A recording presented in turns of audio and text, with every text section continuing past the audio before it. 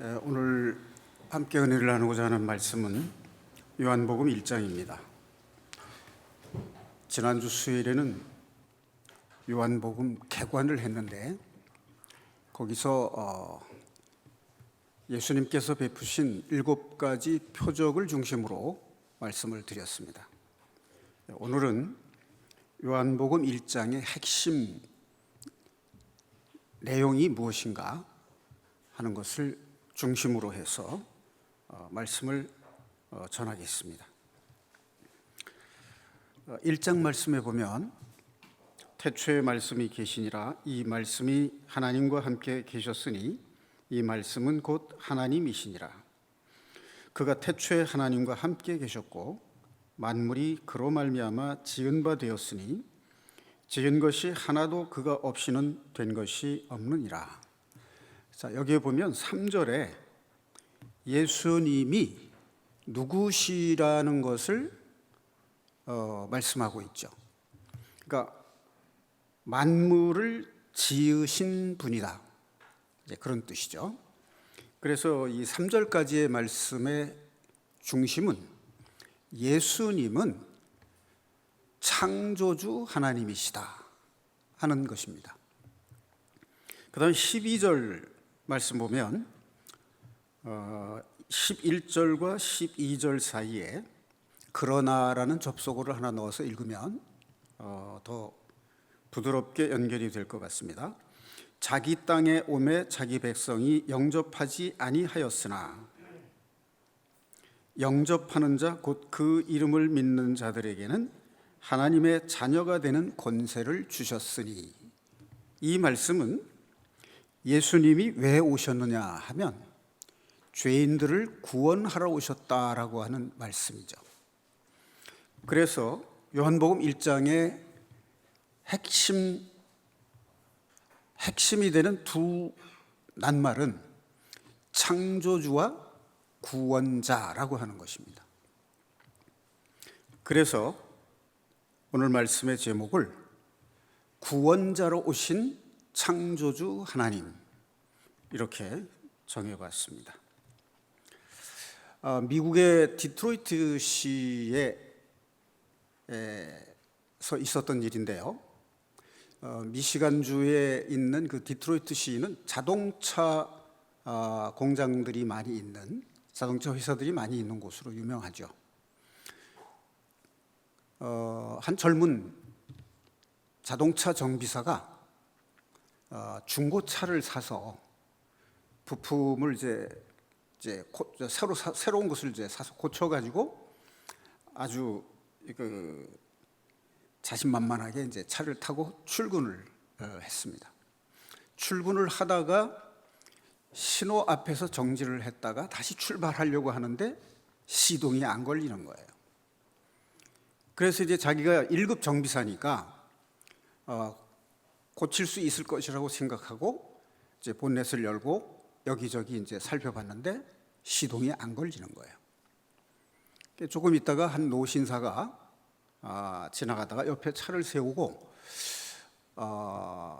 제가 좀 봐드릴까요? 라고 얘기를 하니까, 그래도 내가 1급 정비사인데 자동차 정비라면 자신이 있는데 내가 못한 것을 어떻게 노인네가 고칠 수 있겠는가, 믿어지지 않은 거죠. 그래서 혹시 모르니까 잠깐 비켜서 있어보라고. 그러다가 엔진을 몇 군데 살펴보다가 어떤 한 곳을 툭 치고 나서 시동을 한번 걸어보라고.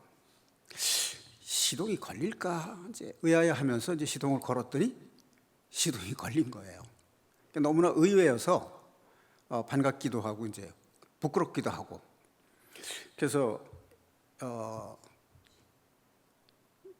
노신사분께서 혹시 누구신지 제가 감사를 하고 싶은데 성함을 좀 가르쳐 주시면 좋겠습니다.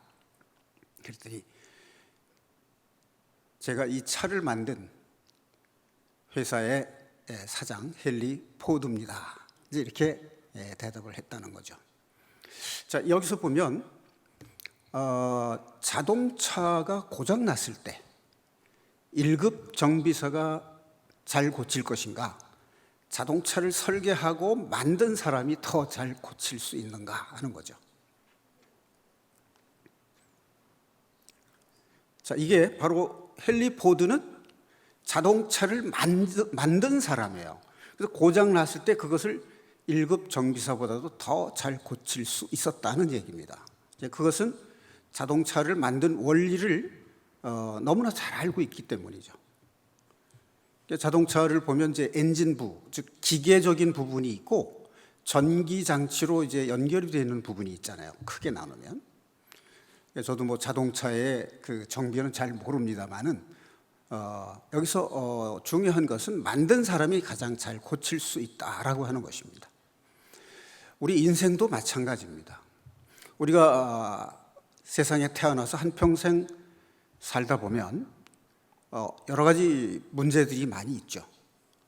때로는 어려운 문제들도 있습니다. 그러니까 질병이 나서 고치기가 어려울 때라든가, 또는 뭐 직장을 잃었다든가 사랑하는 사람을 잃었다든가, 이런 난관에 봉착했을 때 사람들은 어찌해야 좋을 줄 모르고 인간의 연약함을 절실히 느낄 수밖에 없습니다. 자, 인생의 이러한 어려운 문제, 모든 문제의 해답은 어디에서 찾으면 좋겠습니까?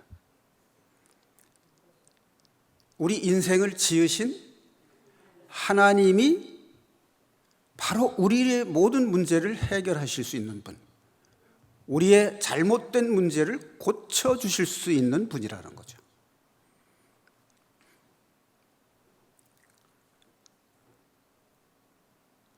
그러니까 인생의 모든 문제의 해답은 오직 예수 그리스도십니다. 그러니까 태초에 말씀이 계시니라. 여기서 태초는 창세기 1장 1절에 나오는 태초하고는 좀 의미가 차이가 있습니다. 창세기 1장에 태초에 하나님이 천지를 창조하시니라 할 때 이 태초는 역사의 시작을 말합니다. 다시 말하면 영원한 천국이 이루어질 때까지 그 중간에 천지 창조와 인류 역사의 시작, 그리고 예수님의 재림과 천년왕국과 영원한 천국으로 갈 때까지 그 역사의 시간의 흐름이 시작되는 순간부터를 태초라고 말한 거예요. 창세기 1장 1절에서 말하는 태초는. 그런데 여기서 말하는 태초는 영원 전을 말합니다. 천지 창조를 하기 전에 예수 그리스도께서는 하나님과 함께 계셨어요. 그러니까 여기 태초는 영원 전을 말합니다. 영원 전을 의미합니다. 태초에 말씀이 계시니라. 이 말씀이 하나님과 함께 계셨으니 이 말씀은 곧 하나님이시니라. 자, 여기서 함께 계셨다는 말은 세 분 하나님이 함께 계셨다, 즉 삼위일체 개념을 의미합니다. 자, 태초에 말씀이 계시니라 할 때 이 앞에 하나님과 뒤에 하나님, 우리나라 말로는 똑같은 하나님이에요. 그런데 이게 의미상으로 보면 하나님과 함께 계셨다 할 때 앞에 하나님은 성부 하나님, 여호와 하나님, 즉 아버지 하나님입니다. 그 뒤에 나오는 하나님은 성자 하나님을 말하는 거예요. 예수님을 말하는 겁니다. 그러니까 삼위일체의 개념이 이 속에 담겨 있는 거예요. 자, 그다음에 말씀이라고 하는 말을 우리가 조금 더 이해하기 쉽게 구체적으로 설명을 하자면 그 밑에 줄을 보면 로고스라고 돼 있죠. 이게 헬라어로는 이제 로고스라고 하는데 이 말씀으로 천지를 창조하셨다고 돼 있죠. 네. 그럼 이 천지를 창조하신 말씀이라고 할 때 그 말씀의 개념이 뭐냐면 천지를 설계하신 것을 의미해요. 자동차를 만들 때 설계가 먼저 있어야 되잖아요. 천지창조도 하나님께서 다 설계를 하신 거예요. 인체를 놓고 보더라도 이 인체를 소우주라고 하잖아요. 인간의 이 인체를 보면 순환기가 있죠. 혈관을 통해서 피가 이제 전 몸의 각 기관에 이제 흘러가면서 영양 공급을 하잖아요. 순환기 계통이 있고 호흡기 계통이 있고 소화기 계통이 있어요. 그리고 예를 들어서 심장은 우리의 의식과 상관없이, 나의 의지와 상관없이 자동적으로 박동을 하도록 설계가 되어 있죠.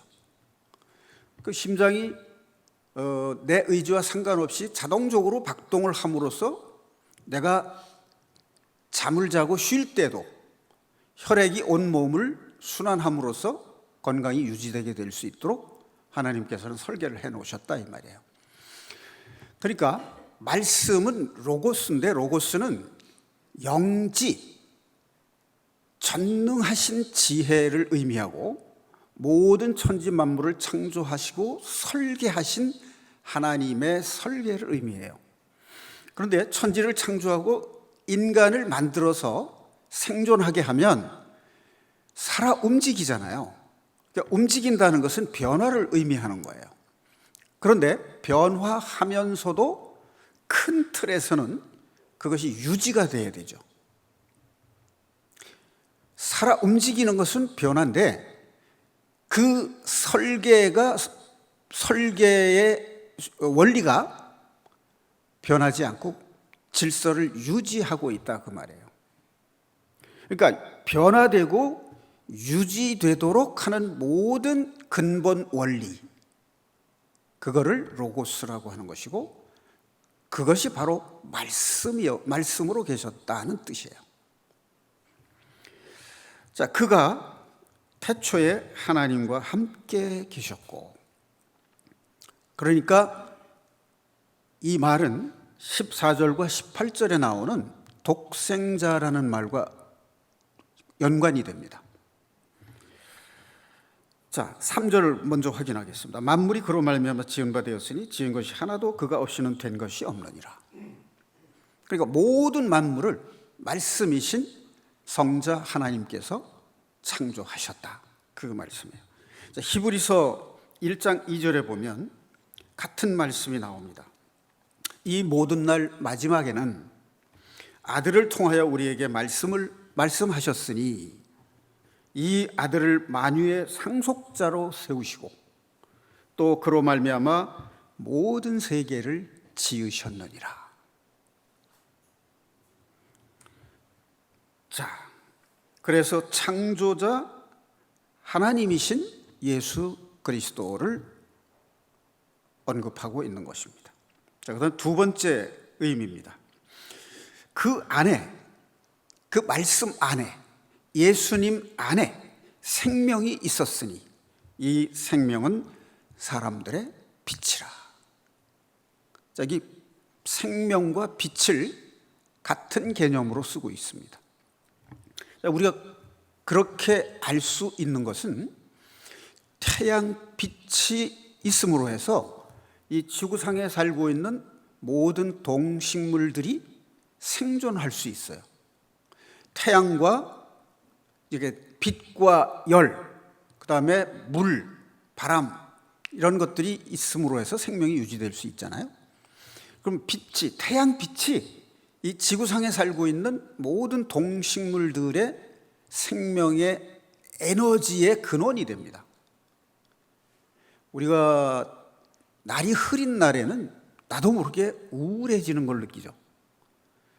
그리고 햇빛을 쬐면 사람이 생기가 돋습니다. 그러니까 식물들도 그래요. 이슬이 내린 후에 아침 나뭇잎이나 이 식물들의 잎이 햇빛을 받으면 아주 생기가 돋습니다.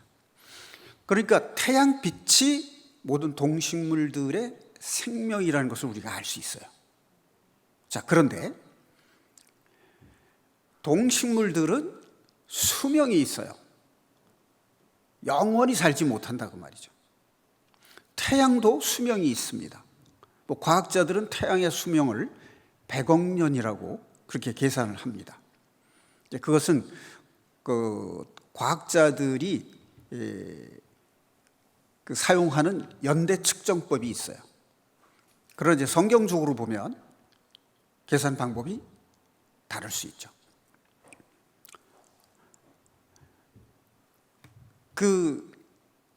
태양은 영원한 것이 아니에요. 그러니까 수명에 한계가 있다는 얘기입니다. 자, 그런데 생명이신 예수님, 그분은 영원하신 분이에요. 그러니까 태양이 근본적인 건가요? 예수님의 빛이신, 참 빛이신 예수님이 진짜 빛이신가요? 네. 그러니까 태양 빛은 있다가 없어지는 것이고 수명의 한계가 있지만, 빛이신 예수님, 하나님은 빛이시라 할 때 그 빛이신 하나님은 영원하신 분이에요. 그렇기 때문에 예수 그리스도는 참 빛이신 거예요. 그러니까 모든 생명의 근원이 되신다, 그 말이죠. 요한복음 6장에 보면 31절, 32절, 33절 여기 보면 예수님이 자신을 가리켜서 하늘에서 내려온 생명의 떡이라 이렇게 말씀을 하시죠. 그리고 내 살을 먹지 아니하고 내 피를 마시지 아니하는 자에게는 생명이 없느니라, 이렇게 말씀을 하셨어요. 그러니까 예수님은 생명이고 참 빛으로 오신 거예요.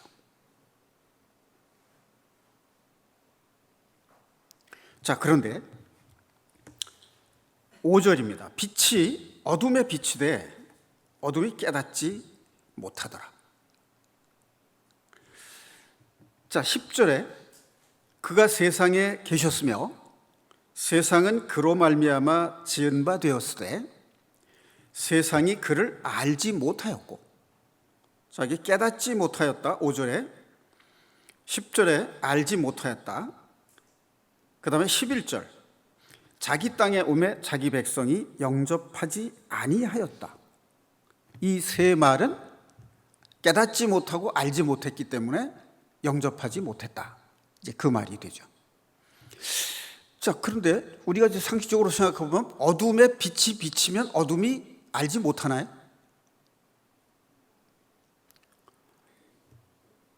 깜깜한 밤이었다가 새벽에 해가 떠오르면 어둠이 물러가고 빛이 어둠을 다 물리치잖아요. 그러니까 어둠이 빛을 이기지 못할 뿐만 아니라 어둠이 빛을 알 수밖에 없게 돼 있어요. 그런데 여기서는 빛이 어둠에 비쳤는데 어둠이 깨닫지 못했다라고 돼 있어요. 그럼 이 상태는 어떤 상태를 말하는 것일까 하는 거죠. 자, 하나님이 빛이라면 어둠은 누구예요?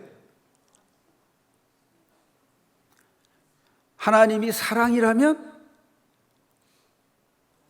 자, 하나님이 빛인데 어두움은 뭐냐 그 말이에요. 어둠의 세력을 잡은 자, 사탄이죠. 사탄 마귀죠. 그럼 하나님은 사랑이시다 할 때 상대 개념은, 사랑의 상대 개념은 미움이잖아요. 그럼 사탄의 마음은 미움이에요. 그러니까 사람들의 마음속에 사랑이 있다는 말은 하나님이 함께 하신다는 뜻이라면, 미움이 있다는 말은 사탄의 영향을 받고 있다, 그런 의미가 되는 거죠. 자, 그러면 참 생명이라는 말하고 하나님은 사랑이시라는 말하고 또 의미가 통합니다. 생명의 본질이 뭐냐 하는 거죠. 생명의 본질은 사랑이에요. 하나님이 사랑이시기 때문에 인간을 창조하신 거예요. 그 사랑을 나눌 상대가 필요하잖아요. 그걸 어떻게 알 수 있느냐? 하나님이 사랑이신 걸. 우리가 하나님의 형상대로 지음을 받은 존재죠. 그런데 여러분들이 자라날 때 사춘기가 되면 마음속에 어떤 마음이 생기냐면 누군가를 좋아하고 사랑하는 마음이 생겨요. 처음에는 짝사랑으로 시작을 해서 이제 풋사랑으로 끝날 수도 있고 첫사랑으로 이루어질 수도 있습니다. 그런데 대부분 첫사랑은 이루어지지 않아요. 실패로 끝나는 수가 많습니다. 첫사랑이 이루어지는 것이 복일까요? 첫사랑이 실패하는 것이 복일까요? 이 세상에서는 이루어지는 게 복이에요. 그런데 그것이 실패함으로써 마음의 상처를 받고 자기를 살펴보게 돼요. 그래서 이 세상에는 영원한 사랑이 없다는 걸 알게 돼요. 그래서 영원한 사랑이 있을까? 있다면 누굴까? 그걸 생각하도록 실패하게 함으로써 그런 생각을 하게 하고 성찰하게 하세요. 그래서 영원을 사모하는 마음을 주셨다라고 되어 있죠. 전도서 3장 11절에 보면 하나님이 하시는 일을 사람이 모르지만 하나님께서 사람을 지으실 때 영원을 사모하는 마음을 주셨다고 되어 있어요. 그래서 하나님을 찾게 되는 겁니다. 누군가를 사랑하는 마음이 있을 때 사람은 삶의 존재 가치를 느껴요. 그래서 사람들 마음에 빛이 있다면 겨울엔 하얄 거예요. 여름엔 파랄 거예요. 이제 그런 동요가 있죠. 그러니까 사랑에도 빛깔이 있다. 이제 그런 의미로 이제 표현을 한 건데요. 살아있는 존재의 생명의 근원이 뭐냐면 사랑이라 그 말이에요. 사랑이신 하나님이 인간을 지으시고 인간에게 사랑을 베푸는 것이 하나님의 기쁨이고 사람도 하나님의 사랑을 알고 하나님을 사랑함으로 영광 돌리는 것이 인생 최대의 기쁨이고 행복이라는 것을 알게 하시는 거예요. 우리가 누군가를 미워하는 마음을 가지게 되면 마음이 정말 지옥이잖아요. 그렇죠? 그러니까 우리가 누군가를 사랑할 때 자신을 잊어버릴 정도로 자기 마음에 즐거움과 기쁨을 느끼게 돼요. 그게 하나님이 우리에게 주신 은혜죠. 우리가 어떤 일을 잘해서 그 대가로 주신 게 아니고 거저 주신 거잖아요. 거저 주셨기 때문에 은혜입니다. 자, 그 처음 사랑을 우리가 사탄의 유혹을 받아서 선악과를 먹음으로 해서 잊어버린 거예요. 그것이 모든 인생의 모든 문제의 근원입니다. 그래서 하나님께서 그것을 회복시키기 위해서 오신 거예요. 모든 인생이 죄를 지었는데 죄값은 사망이라 그 말이에요.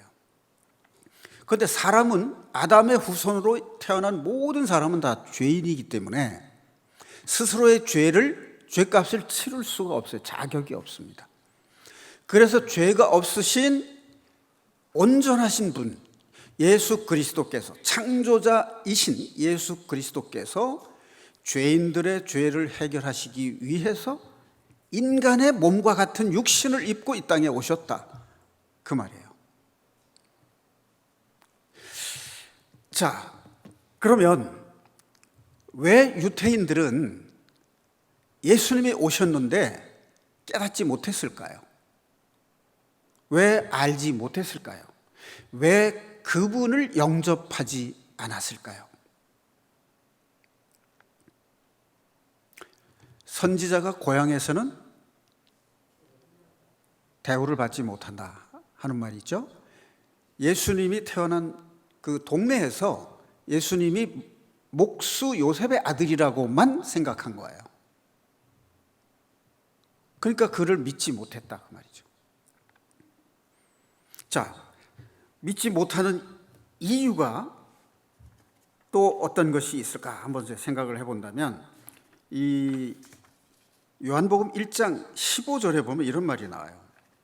요한이 그에 대하여 증언하여 외쳐 이르되 내가 전에 말하기를 내 뒤에 오시는 이가 나보다 앞선 것은 나보다 먼저 계심이라 한 것이 이 사람을 가리킵니다. 30절에도 보면 나보다 먼저 계셨다 이런 말이 나와요. 실제로는 세례 요한이 6개월 먼저 태어났습니다. 이게 누가복음에 보면 나오죠.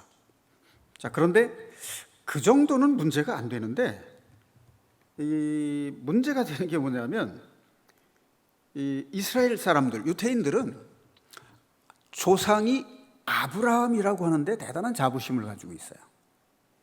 그런데 예수님이 무슨 말씀을 하셨냐면 요한복음 8장 58절 한번 볼게요. 거기서 몇 장 넘기면 8장 58절입니다.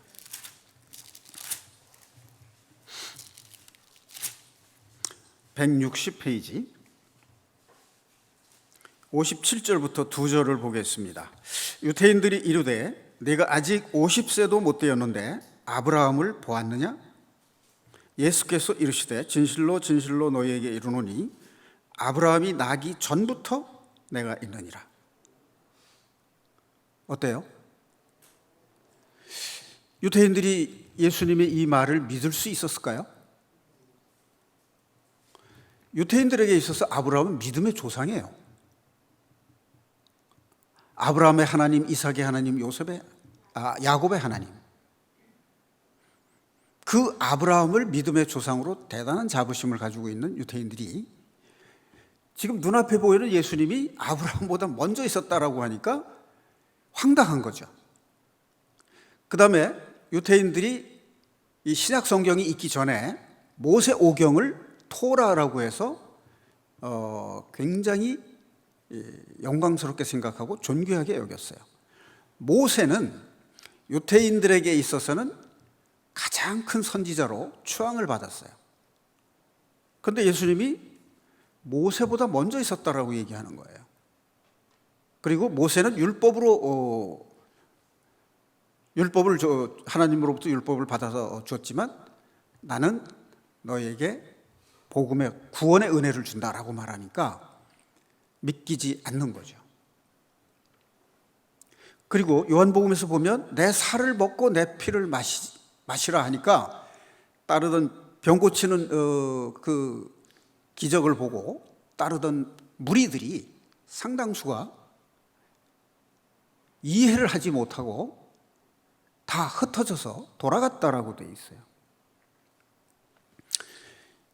특히 제사장이나 율법사나 서기관들이 예수님이 하나님의 아들이라고 자기를 가리켜서 내가 하나님의 아들이라고 하니까 그 사람들이 예수님을 가리켜서 뭐라고 그랬냐면 참남하다. 어떻게 감히 인간이 하나님을 가리켜서 자기 아버지라고 하고 자기를 가리켜서 어떻게 하나님의 아들이라고 할 수가 있느냐. 이거는 있을 수 없는 일이다. 그냥 부르르 떨면서 분함을 느끼고 예수님을 처형하라고 고발을 했습니다. 이런 상황이 이제 벌어지게 된 거예요. 자, 그런데 오늘날 살고 있는 우리 현대인들은 어떨까요? 유대인들에게 있어서는 아브라함과 모세가 오히려 예수님이 하나님의 아들이라는 것을 이해하는데 장애가 됐어요. 그렇죠? 오늘날 우리 현대인들은 예수님의 하나님의 아들로 오셨다라고 할 때 우리가 그것을 믿어지는가 하는 거죠. 유대인들은 보고도 믿지 못했어요. 그렇죠? 그러니까 우리는 이런 말을 해요. 들은 것은 잊어버려요, 사람들이 대체로. 그리고 본 것은 기억을 한답니다. 그런데 경험한 것은 믿을 수가 있는 거예요. 경험하지 못하면 참 믿기가 어렵습니다. 자, 그래서 유대인들이 하나님이 예수 그리스도가 하나님이시라는 것을 믿지 못했던 것이 뭐냐면 첫 번째가 먼저 계셨다, 아브라함보다.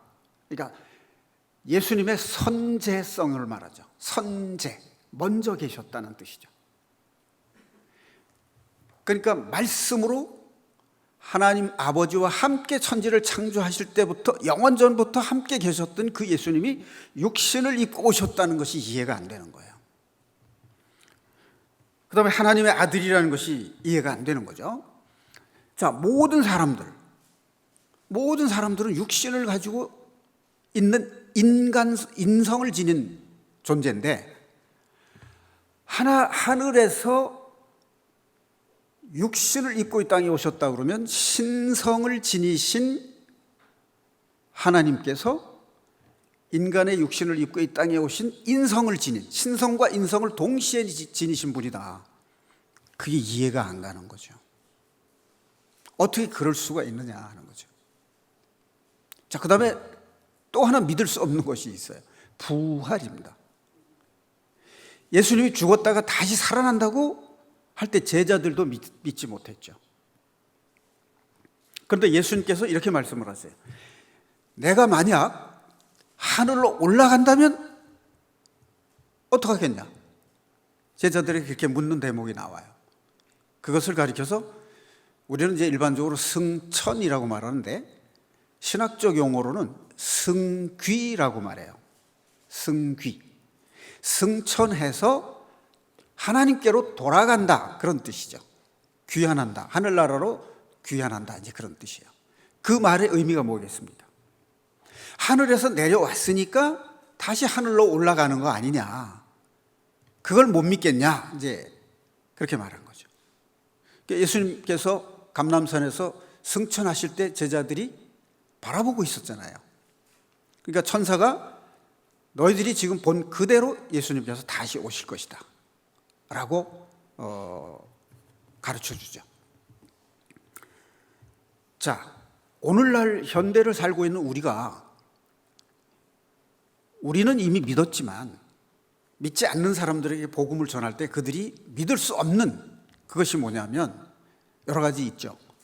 우리가 복음 전할 때 보면 많은 질문 중에 하나가 선악과를 왜 만들어서 우리를 괴롭게 하느냐, 이제 그렇게 얘기를 하죠. 이게 사람의 이성을 가지고 예수 그리스도를 이해하려고 하면 이해가 안 되는 거죠. 사람의 생각은 뭐냐면 인본주의 시각으로 모든 사물을 보는 거예요. 모든 중심을 인간이 중심이라고 보는 거예요. 그게 인본주의예요. 그러니까 사람의 생각으로 옳다라고 생각하는 것을 사람들은 믿고 그걸 주장하고 그에 따라서 선택하고 행동을 하게 돼요. 그런데 성경을 보면 하나님은 하늘에 계시고 너희는 땅에 있다. 너희의 지혜로운 것보다 하나님의 미련한 것이 더 능력이 있고 높다, 이렇게 말씀을 하시죠. 그 말은 나는 창조자고 너희는 피조물이라 하는 거죠.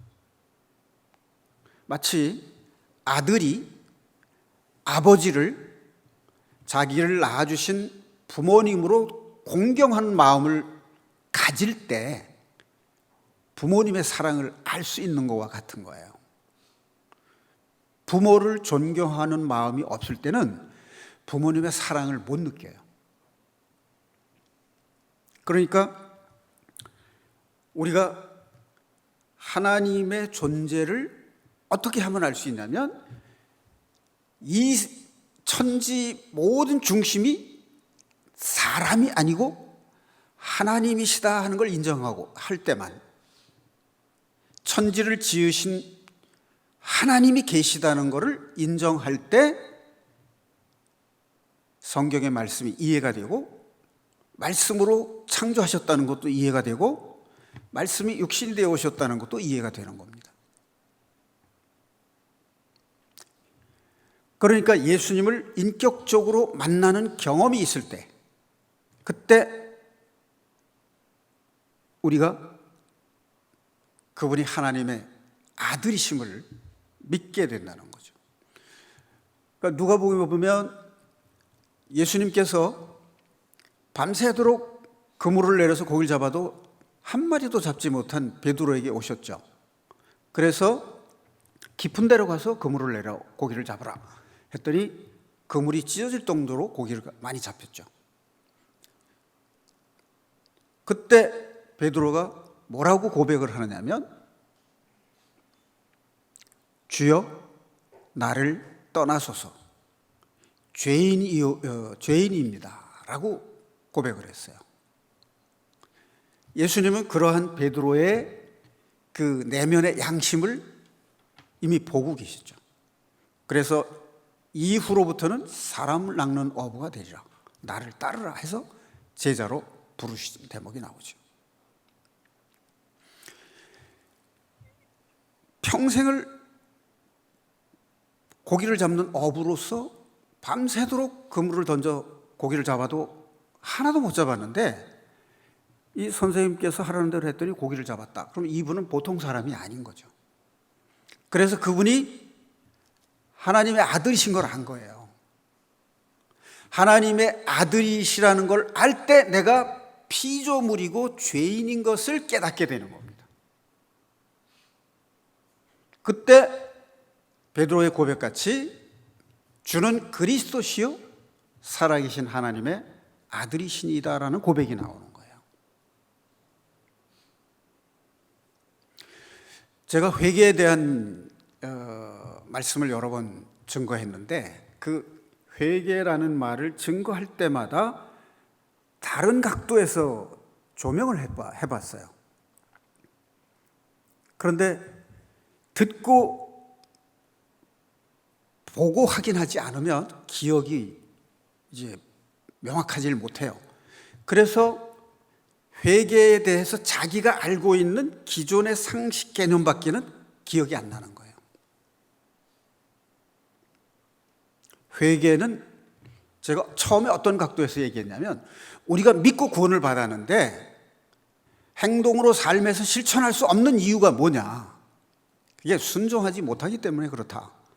그럼 순종하지 못하는 이유가 뭐냐? 회개가 안 되기 때문에 순종하지 못하는 거다 라고 얘기를 했어요. 그리고 회개는 죄를 깨닫고 내가 죄인임을 슬퍼하고 애통하는 마음으로 하나님께 순종하는 마음으로 돌이키는 결심을 하는 것이 회개다.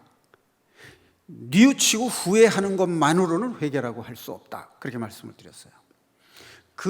그것은 제가 신앙생활을 하면서 회개에 대해서 깨달은 만큼 말씀을 전한 거예요. 자, 오늘은 이런 각도에서 한번 생각을 해봐요. 회개는 자기가 죄인임을 깨달을 때 비로소 가능한 거예요. 자기가 죄인임을 인정하지 않을 때 회개할 수 없어요. 그렇지 않습니까? 내가 어떤 일을 실수를 하고 잘못을 했어요. 그럼 예를 들어서 어떤 사람에게 기분 나쁜 소리를 해서 상처를 줬다. 그러니까 미안해서 사과를 했어요. 그러면 그게 회개했다라고 생각하는 사람들이 많이 있어요. 그건 뉘우치고 후회하는 거예요. 이게 진정한 회개는요, 내가 죄인임을 알고 상대방보다 내가 낮아진 상태에서 하나님 앞에 내가 죄인입니다라는 고백을 할 때 똑같은 실수를 안 하게 되는 그 순간이 있어요. 그 상태가 됐을 때 그게 회개가 이루어지는 거예요.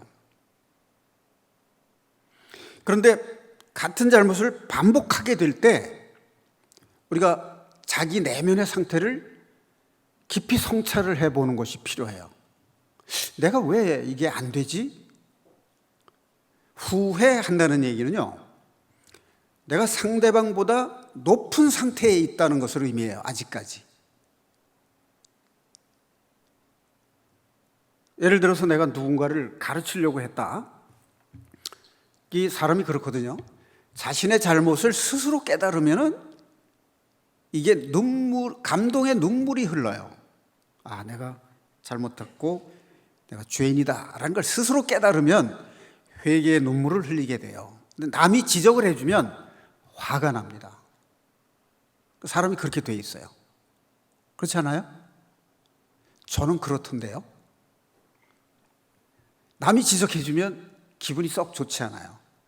근데 이제 한평생 살면서 많이 이제 훈련이 되고 수양이 돼서 이제 발끈발끈 즉시 화내는 게 자꾸 줄어들고 이제 점점 이제 화를 내지 않게 되고 섭섭해하지 않게 되고 이해하게 되고 이제 그런 정도로 성화가 되고 성숙이 되어가는 것을 우리가 경험할 수 있죠. 그런데 내가 상대방보다 낫다라고 생각하기 때문에 그 사람의 잘못을 지적하게 되더라고요. 근데 내가 하나님 앞에 나은 것이 하나도 없고 저 사람이 그런 약점이 있다고 할 때 나는 또 다른 약점이 있을 수 있다는 것을 인정하고 내가 죄인입니다라고 할 때 반복적으로 잘못하는 그걸 고칠 수가 있더라고요. 이런 경우를 경험하신 분들이 대부분 있을 거라고 생각을 하는데 어떻습니까? 뭐 끄덕이시든가 아멘 하시든가 이렇게 반응을 좀 보여주시면 이제 한 마음이 되는데 그렇지 않을 때 엇갈릴 수 있습니다. 설교와 예배는 하나님의 말씀을 하나로 공유하는 데 있어요. 그때 하나님께 예배가 되는 겁니다. 자, 오늘은 회개를 내가 죄인임을 깨달을 때 상대방보다 내가 나은 것이 없고 나를 낮출 때 회개가 이루어진다. 그럼 내가 죄인이라고 하는 인식은 하나님을 인정하니까 그런 마음이 생기는 거죠. 내 머리 위에 하나님 계시는 걸 인식하지 못하고 내 마음속에 성령이 계신다는 걸 인식하지 못하고 내 감정, 내 생각대로 모든 것을 선택하고 결정을 하게 될 때는 인간의 마음과 인간의 감정이 앞서게 된다는 거예요. 그런 상태에서 내가 후회하는 것은 회개가 아니다 그 말이에요. 그러니까 이게 가장 기본적인데 기초의 개념을 넘어서 근본 개념이다 하는 것을 말씀드리고 싶어요. 이게 안 되면 신앙이 성장할 수 없어요. 회개한 만큼 성령을 받게 됩니다. 회개한 만큼 성화가 이루어지고 회개한 만큼 성령 충만할 수 있어요. 그런데 우리가 죄를 회개하고 구원을 받았으면 의인인데 무슨 회개를 하느냐 이렇게 생각하시면 큰 오해입니다. 구원받은 이후에 내 신앙생활이 안 되고 있다면 그 문제는 내 스스로가 하나님 앞에 죄인이고 피조물이고 새로운 피조물이 됐고 옛사람을 벗어버리고 새 사람으로 살아야 된다는 것을 망각하고 있는 거예요. 새 사람은 육에 속한 사람이 아니라 영에 속한 사람이에요. 영에 속한 사람이란 성령의 인도를 받는다는 뜻이에요. 그럼 성령께서 나의 잘못을 항상 기억나게 하시고 깨닫게 하시잖아요. 그걸 내가 고백하고 인정할 때 성령님께서 나와 죄를 구별시켜 주시는 거예요. 그래서 내가 죄로부터 해방받는 거예요. 그게 뭐냐면 진리가 너희를 자유케 하리라는 경험이 내 안에 이루어지는 겁니다. 그 경험을 날마다 삶 속에서 할 때 나에게 예수 그리스도의 생명이 충만해져 가는 것을 느끼는 기쁨을 맛보게 되는 거죠. 그게 예수님의 살을 먹고 예수님의 피를 마시는 참 생명을 먹음으로써 영생이 이루어지는 삶을 의미하는 것입니다. 자, 여기서 요한과 세례 요한과 예수님의 관계를 좀 짤막하게 말씀을 드리면 예수님은 말씀이죠. 그러면 세례 요한은 누구냐? 사람들이 물었죠. 너는 누구냐? 네가 선지자 중에 하나냐? 아니다. 엘리야냐? 아니다. 모세냐? 아니다. 그럼 누구냐? 나는 외치는 자의 소리다. 이사야서에 그 말씀이 나옵니다. 자, 우리가 말을 할 때요, 그 말의 소리에 담겨지는 내용이 있잖아요. 그렇죠? 우리가 말을 하려면 무슨 생각을 하잖아요. 그 생각이 말씀이에요. 그럼 내가 음성을 통해서 소리로 전달을 하죠. 이 소리는 내 생각이 듣는 사람에게 전달이 되는 거죠. 그러니까 예수님은 천지를 창조하신 말씀이고 생명이신데 그거를 증거하는 소리의 역할을 하는 것이 세례 요한이에요. 그러니까 세례 요한은 예수님이 하나님의 아들이시고 구원자시라는 것을 증언하기 위해서 온 소리, 외치는 자의 소리다, 그 말이에요. 언어학에서는 의미를, 내용을 랑그라고 말하고 소리를 파롤이라고 해서 구분해요.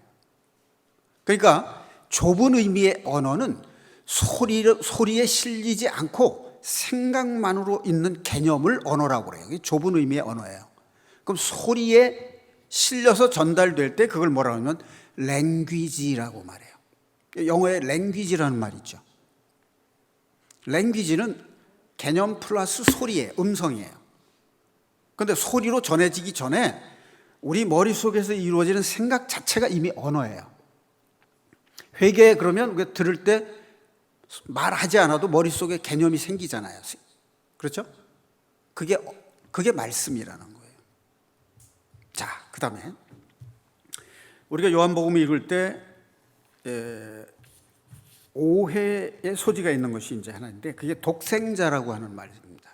독생자라는 개념이 뭐냐면 홀로 독자의 날생자 아들 자자예요.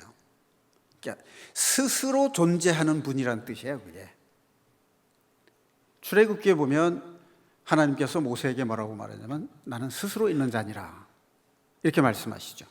그러니까 스스로 있는 자니라 하는 말에 보면 나는 전에도 있었고 지금도 있고 앞으로도 있다는 뜻이에요. 그러니까 전에도 나 같은 이가 없었고 앞으로도 나 같은 이가 없다. 그러니까 영원부터 영원까지 계시는 분이다, 그런 뜻이에요. 자, 독생자 그러면 이제 우리말 성경에서는 뭐라고 번역을 했냐면 홀로 나신 이, 그러니까 하나님 아버지가 아들 예수님을 낳으셨다라고 우리는 인식을 하고 있어요. 그렇게 말하면 삼위일체 개념이 성립이 안 됩니다. 동등하지가 않다, 그 말이에요. 아들과 아버지의 관계잖아요. 그래서 여기서 아들의 개념, 낳았다의 개념을 영어로 표현하면 비겟이에요. 비같은. 겟이라는 것은 얻다는 뜻이에요. 얻는다. 소유하다, 얻는다, 그런 뜻이에요. 그러니까 아들 예수 그리스도가 하나님 아버지의 것이에요. 그 말은 둘의 관계가 특별한 관계다, 그 말이에요. 이해를 돕기 위해서 제가 예를 들게요. 제가 로맨티스트라서 예를 드는 게 아니에요. 성경을 좀 더 쉽게 이해하기 위해서 예를 드는 거예요. 사랑하는 사람 사이에 뭐라고 그래요? 너는 내 거야, 이렇게 말하잖아요. 그리고 성경적이에요. 이 안에 누가 있다고요? 네, 이 안에 너 있다. 그런 그 드라마의 대사가 많은 사람들에게 공감을 일으켜서 유행어가 되듯이 그게 성경적이잖아요. 우리가 구원받을 때 성령이 우리 안에 있잖아요. 오셨잖아요. 이 안에 성령이 있다. 그럼 내 안에 성령이 계시고 나는 성령 안에 있는 거예요. 나는 성령의 것이에요. 그리스도의 것이에요. 그 말은 내가 받음으로써 예수님과 나와의 관계가 어떻게 됐다? 특별한 관계로 이루어졌다는 뜻이에요. 그러니까 하나님 아버지 하나님과 아들 하나님 예수 그리스도 사이에 특별한 관계가 이루어졌다는 뜻이에요. 그럼 너는 내 거야 라고 말할 때 그건 사랑의 관계가 이루어졌다는 뜻이에요. 아버지가 나를 사랑한 것 같이 내가 아버지를 사랑한 것처럼 내가 너희를 사랑하니 너희도 나를 사랑하라. 내 안에 거하라. 그렇게 말씀을 하셨잖아요. 그러니까 독생자의 개념은 아들을 낳는다의 개념이 아니라 너는 내 것이다 라고 하는 특별한 관계가 성립된다는 것을 의미하는 거다, 그런 뜻이에요. 그러니까 우리 신앙생활하고도 밀접한 관계가 있잖아요. 그렇죠? 어때요? 오늘 설명 잘했죠? 네. 14절 말씀이 육신이 되어 우리 가운데 거하심에 우리가 그의 영광을 보니, 육신을 입고 오신 예수 그리스도의 영광을 보니 그 영광이 누구의 영광이냐면 아버지의 독생자의 영광이요 은혜와 진리가 충만하더라. 은혜는 사랑을 의미하는 것이고요, 진리는 공의를 의미하는 겁니다. 하나님의 공의는 변함이 없어요. 그 말은 죄의 악에 대해서 결코 용서하실 수 없는 분이라는 뜻이에요. 죄는 미워하시되 죄인은 구원을 하시는 게 하나님의 사랑이죠. 그렇죠? 그럼 우리가 연약한 인간이기 때문에 죄를 안 지을 수 없어요. 그런데 회개하면 하나님은 듣는 즉시 용서하시는 거예요. 그게 하나님의 사랑이시다, 그 말이에요. 그러니까 우리가 하나님께 나아갈 수 있는 것은 예수 그리스도께서 우리 죄를 대신 속해 주셨기 때문에 하나님 앞에 담대히 나갈 수 있고 기도할 수 있다 하는 뜻이에요. 자, 찾아보고 싶은 말씀이 많이 있는데 시간이 가서 좀 생략을 하겠습니다.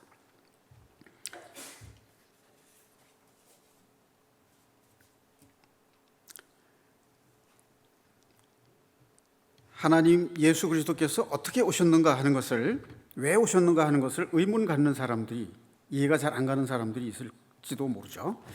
자, 갈라디아서 3장 16절 한번 보겠습니다. 갈라디아서 3장 16절. 305페이지.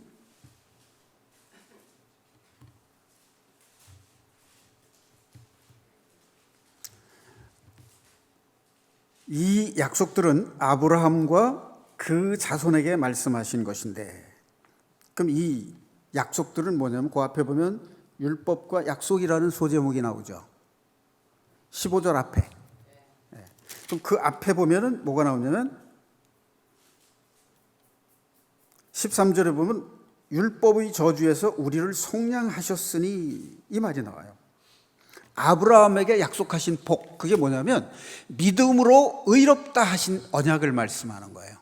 그 약속을 아브라함과 그 자손에게 말씀하신 것인데, 여럿을 가리켜 자손들이라 하지 아니하고 오직 한 사람을 가리켜 내 자손이라 하셨으니 곧 그리스도라.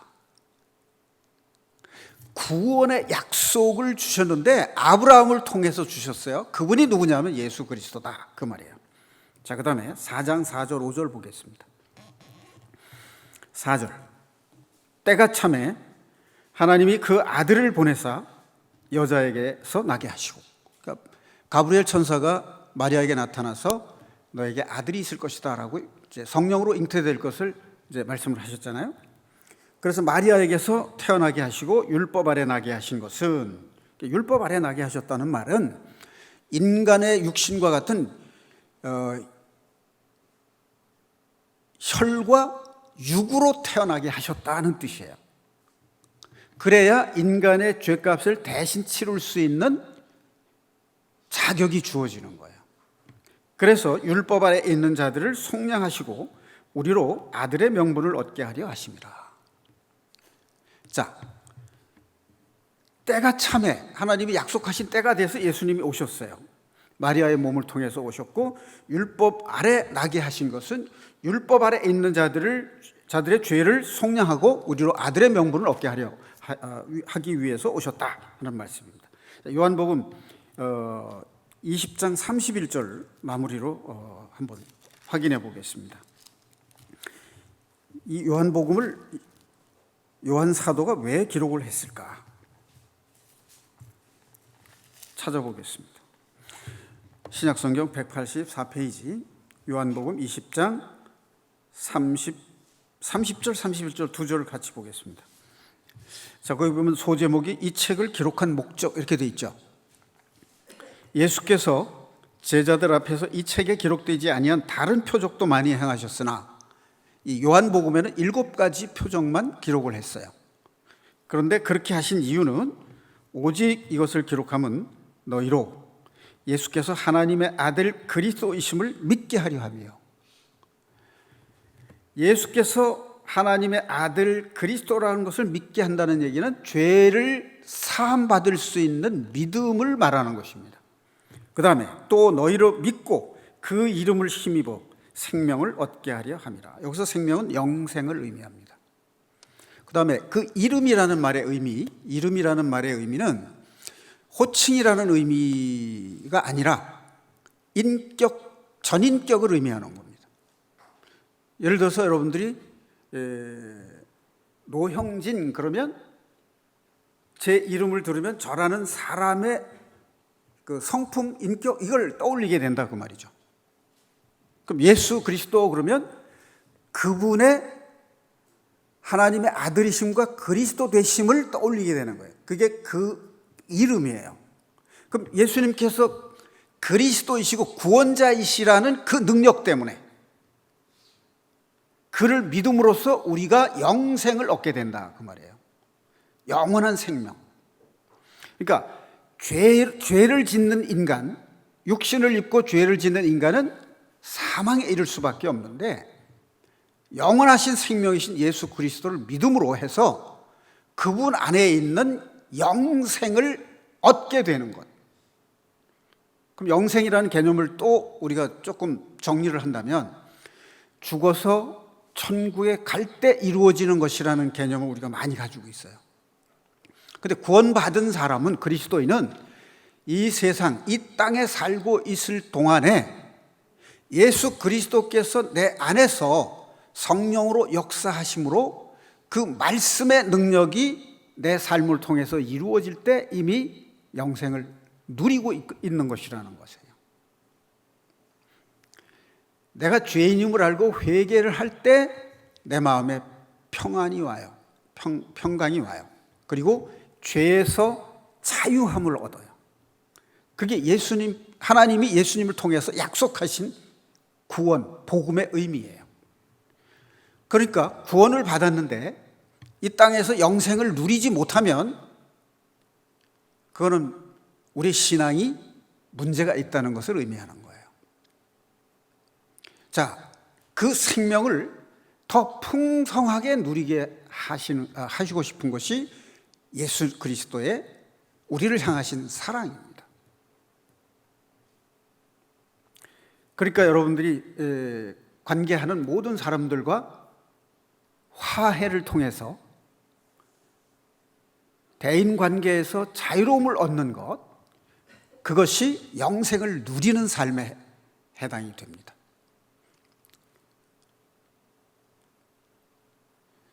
저도 어제 어떤 자매님하고 잠깐 그 교제를 통해서 깨달은 바가 있는데, 제가 이제 사람을 사귈 때 이렇게 어떤 사람은 즐겁게 교제가 되는데 어떤 사람은 좀 서먹서먹한 사람도 있고 낯선 사람도 있고 좀 거북한 사람도 있고 그렇잖아요. 근데 그냥 그 상태로 계속 살잖아요, 우리가. 그렇죠? 그런데 서먹서먹한 사람과도 교제가 될 수 있어야 되고 거북한 사람과도 내가 교제가 될 수 있어야 내가 진리 안에서 자유를 누리는 거 아니겠습니까? 그래서 나를 성화시켜 나가는 과정 중에 하나가 중요한 것이 뭐냐면 형제 자매들과의 관계를 개선해 나가는 것, 아주 중요한 영생을 누리는 삶 중에 하나라는 것을 어제 교제를 통해서 또 새롭게 깨닫게 됐습니다. 사랑하는 형제 자매 여러분, 예수 그리스도의 생명, 그 생명의 본질인 사랑이 여러분의 삶을 변화시키고 여러분의 삶 속에서 영생을 누리는 기쁨을 누리는 하나님께서 허락하시는 그 복을 충만히 누리시기를 예수 그리스도의 이름으로 축원드립니다.